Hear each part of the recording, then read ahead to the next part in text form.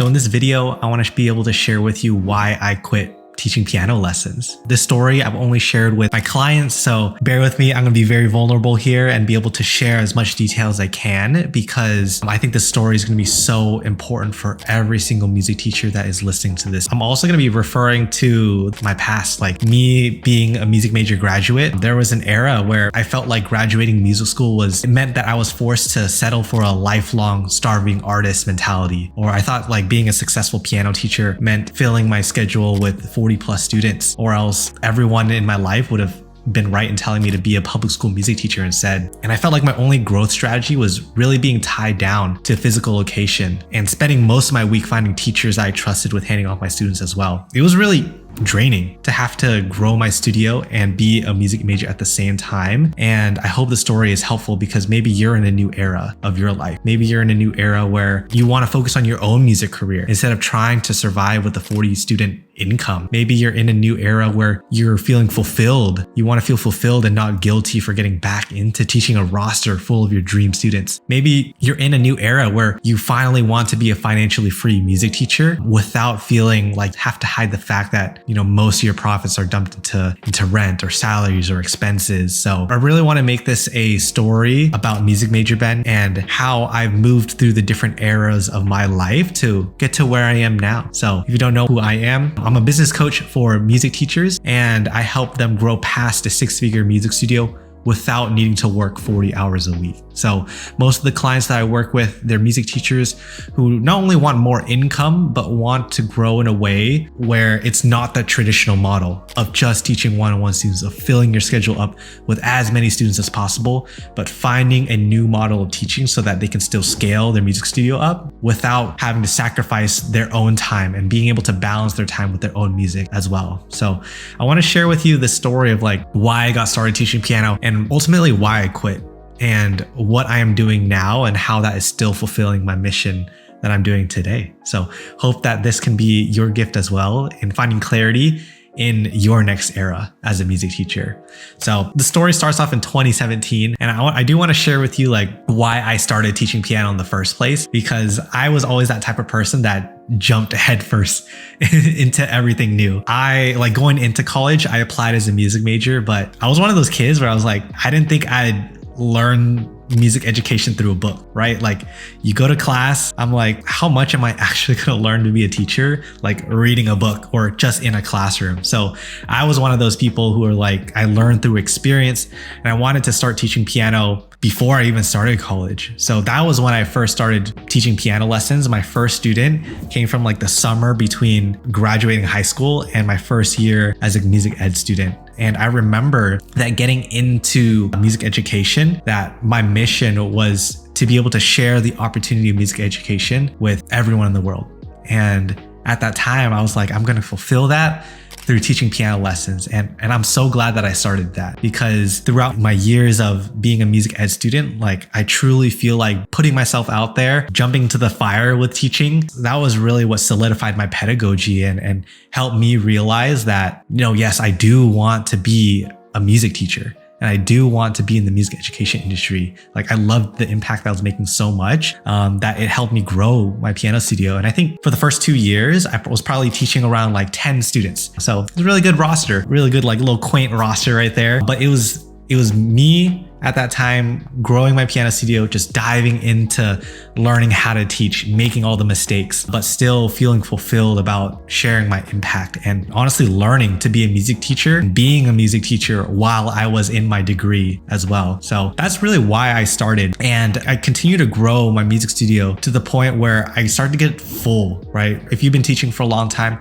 you've probably felt the same exact problem as well, where we kind of hit that cap, we kind of hit that ceiling of how many students we can actually be able to handle without burning ourselves out. And at this time, I want to fast forward it to 2022, because this was the point where I really felt like I was hitting my limit, not just with my physical time, but with my energy as well. And at that time, I probably had around 20 students and all like recurring, very consistent, but also I was doing my coaching at the time, right? And right now, like no spoilers. Spoiler alert. I'm not teaching piano anymore. I'm only doing coaching. But during 2022, during COVID, this was like where I finally made the decision to not teach piano anymore. And the problem that I was facing was that I was teaching so many students piano, but also I was coaching a lot of music teachers as well. And back at that time, I was coaching music teachers on filling up their schedule with students. So pretty much what I'm doing now, but the problem that I was facing with a lot of my clients was the same problem that I faced during college as well. And during college, I was growing my piano studio, but it got to the point where I was running around like from my classes. I got to school at like 7, 8 a.m., did my classes in the afternoon after rehearsals. I would run to my car, go to my piano students' homes because I was traveling, like I was a traveling teacher at that time. And I had to travel to their homes, travel back to school and continue doing school. And it just got like way too overwhelming. And if you're a music major, like, you know that like the music major life is completely different than like a college student life. So I was running around with her rehearsals, having to do homework, having to teach, needing to take care of my like personal relationships as well. And it got to the point where I was just like, I can't do this anymore.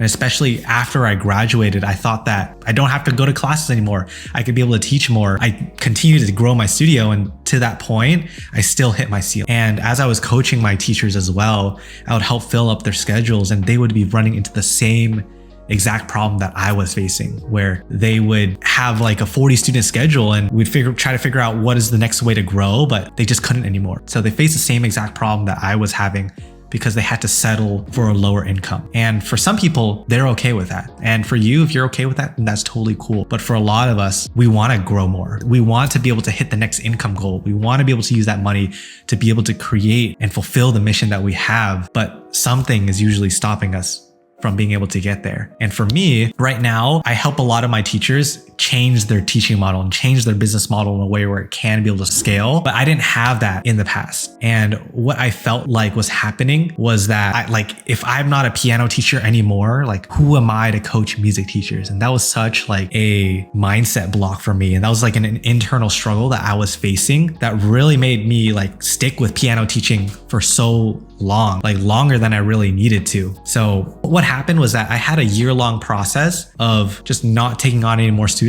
and naturally allowing them to leave, which at the time, like, I don't regret any of that decision. But I remember like after my last piano family left, I felt so much relief knowing that like I could finally coach full time. And the reason why there's so much like pull towards coaching was really because I felt like teaching piano at this point in my life wasn't serving me anymore. Like, I wasn't enjoying showing up for the lessons. I wasn't enjoying showing up for my students.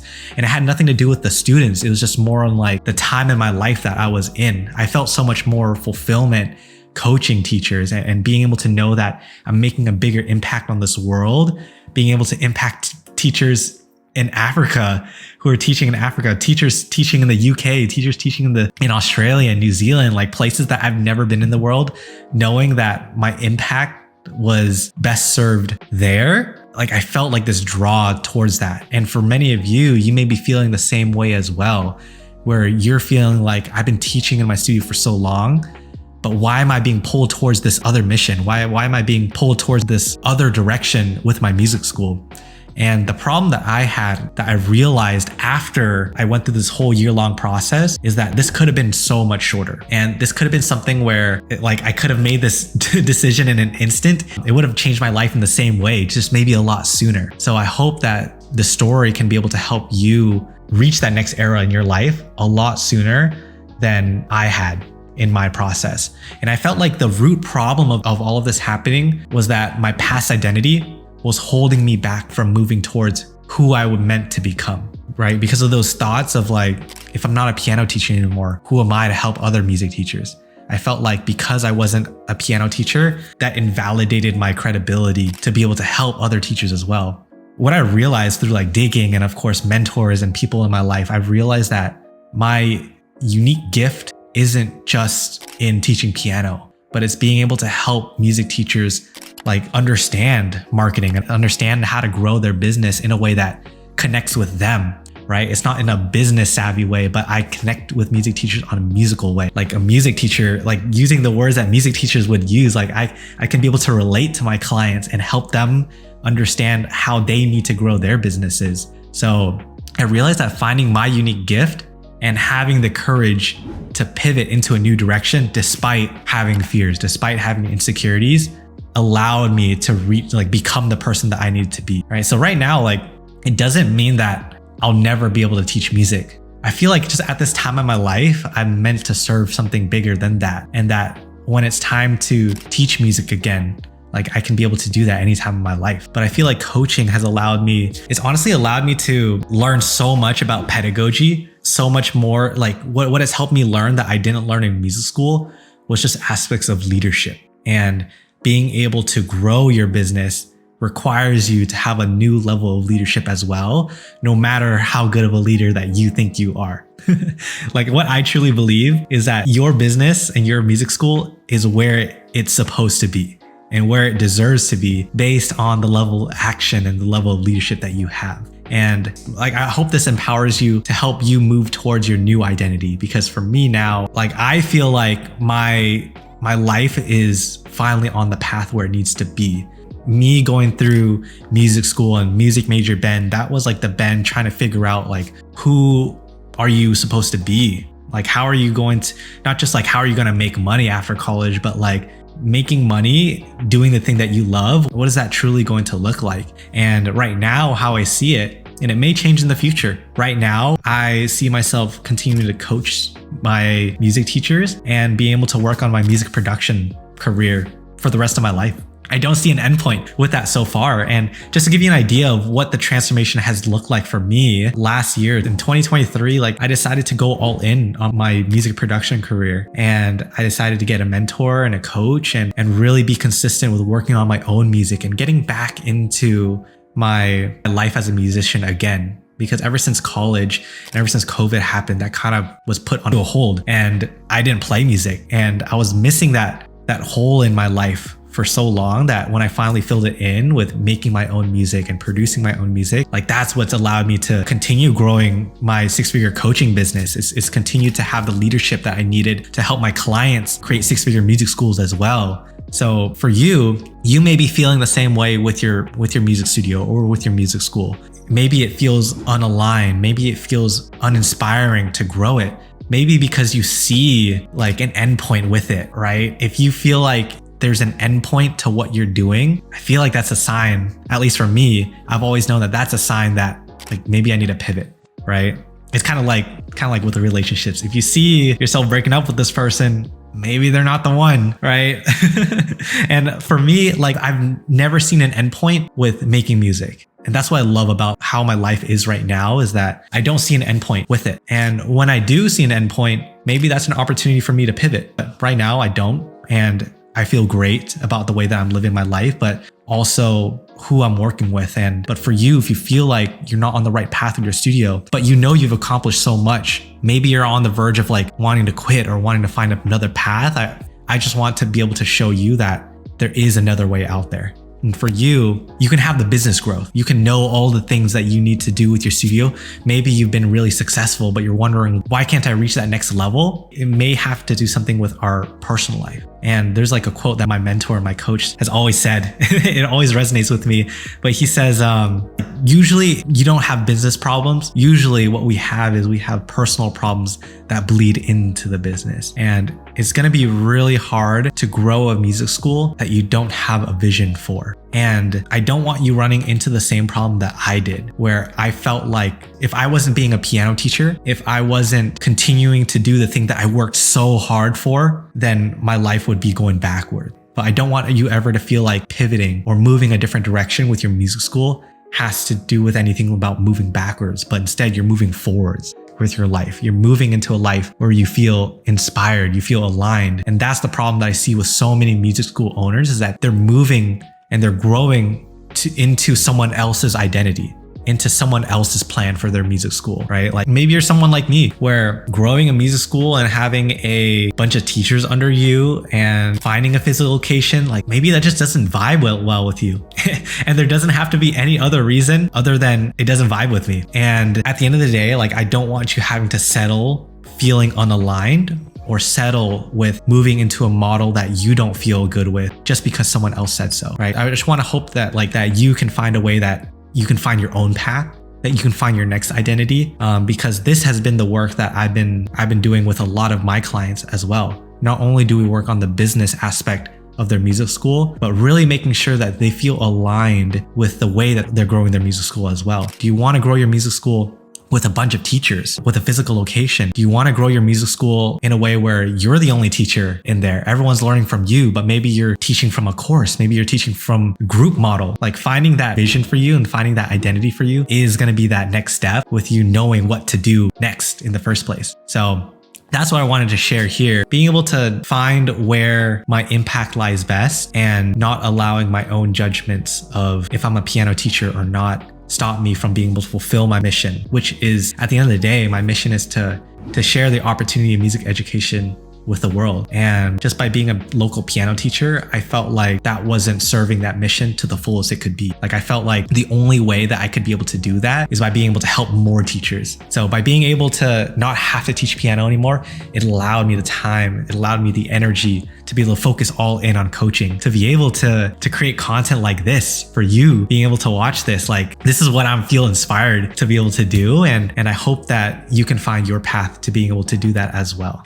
Just wanted to help share that. And if you have any questions around that, feel free to reach out. But I have a lot of resources on this channel to be able to help you grow to that six-figure music school, not in a way that is burning you out, not in a way that is like the traditional model. We're just growing as much as we can and sacrificing ourselves in the process. I hope you can find that helpful, and I look forward to sharing another story in the next video.